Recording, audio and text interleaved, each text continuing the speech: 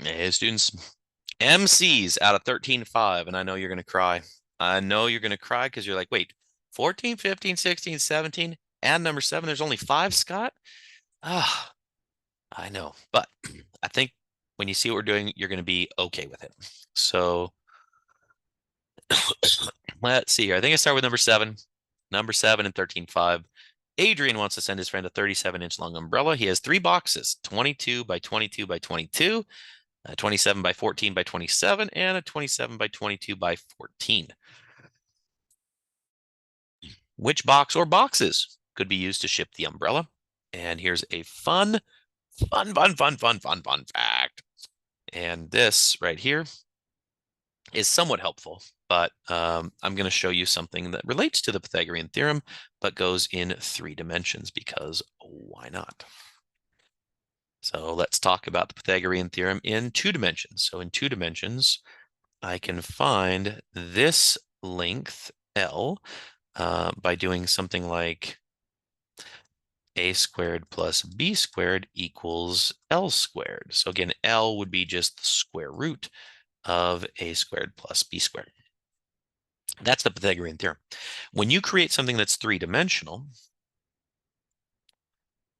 okay, like a box like this, you may want to put something into the box that goes from the top left down to the bottom right. So it's like on this slanted diagonal, not slanted on the front face piece, but slanted all the way through. So what do we have to do? Well, what we would do is maybe say, okay, well, we'll call this A, this B, B, and this C. Then this front face, and I'll take this front face as it is. I can find the diagonal of it using what we just did. A squared plus B squared equals L squared. Now, this is where it gets a little tricky perhaps, but as I redraw this, I'm going to redraw it without the top on it. And I want you to notice you have this length now. And I'm going to put this base edge on there here, and then you'll connect like that. So maybe I should remove that other edge. There we go. So I'm going to put this front face right here. I'm going to put this edge right there. I'm going to put this piece going back. So here's C, here's A, here's B. I'm leaving parts of the box off so you can see it. This is L. And then we're going to connect the top of this one down to the bottom of that one. And of course, because we're in a right prism, this would be 90 degrees. So what I end up with is my total diagonal length is L squared plus C squared equals D squared. But L squared was A squared plus B squared. So we have A squared plus B squared plus C squared is equal to D squared. So D is equal to the square root of A squared plus B squared plus C squared.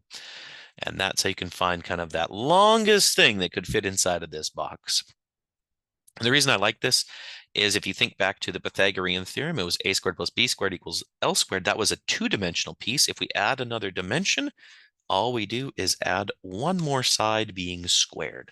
What a super, super, super cool technique to finding lengths in 3-dimensional pieces. All right, that's number 7. We'll go 14 through 17. Math classroom ideas. Student asks where the volume of a cube can never have the same numerical value as its surface area. Ooh, that sounds like a challenge. That sounds like an always, sometimes, or never. How do you respond? I'm not going to give you a prompt on this because I believe that you could go through and figure out what is the volume of a cube formula and what is the surface area of a cube formula.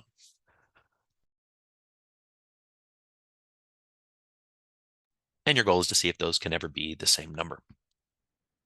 Number 15, probably the most common mistake that I see, not just in elementary school student level, but also at the college student level, to be perfectly honest. The student looks at this and says, hey, that's 5 centimeter cubed. Perfect. And so just remember, if you're measuring it, what would 1 centimeter cubed look like? And that would be a cube that is 1 centimeter by 1 centimeter by 1 centimeter. And is this box right here going to hold 5 of these shapes? You tell me. See if you can find where the student went wrong, and how what they did might seem correct. Why is that the case? Azura claims if she doubles the length and the width and of the base of a rectangular prism and triples the height, she has increased the volume by a factor of 2 times 2 times 3 equals 12. What do you tell her? Is she on the right track or not? Right? So give that a try. Bridget has $6 to spend on popcorn at a movie theater. 2 small right cylindrical containers at $3 each, or 1 large right cylindrical container for $6. She noticed the containers were about the same height, and the diameter of the large container looked about twice as long. Okay, so the diameter's twice as long. She's wondering if she made the right choice. She wanted to get the most popcorn for her money. So popcorn per dollar. So if one's twice as big, she's like, aha, so I'm going to get 2 small ones. And asked in math class if she made the right choice. What would you say? Is she on the right track? Could you visually kind of display this one as kind of a quick rule of thumb? And maybe you can kind of demonstrate what's going on with that. And let's see, was that it? Oh, 14. Did I do all of them? 14, 15, 16, 17? 14, 15, 16, 17. Yeah, hey, that's it. There you go. All right. Well, that takes care of the MCs out of 13.5. I hope to see you soon. If you have questions, let me know. I can meet you on Zoom. I can meet you in person. I can meet you on campus. Tell me how I can support you, and I'll be there for you. All right, off you go.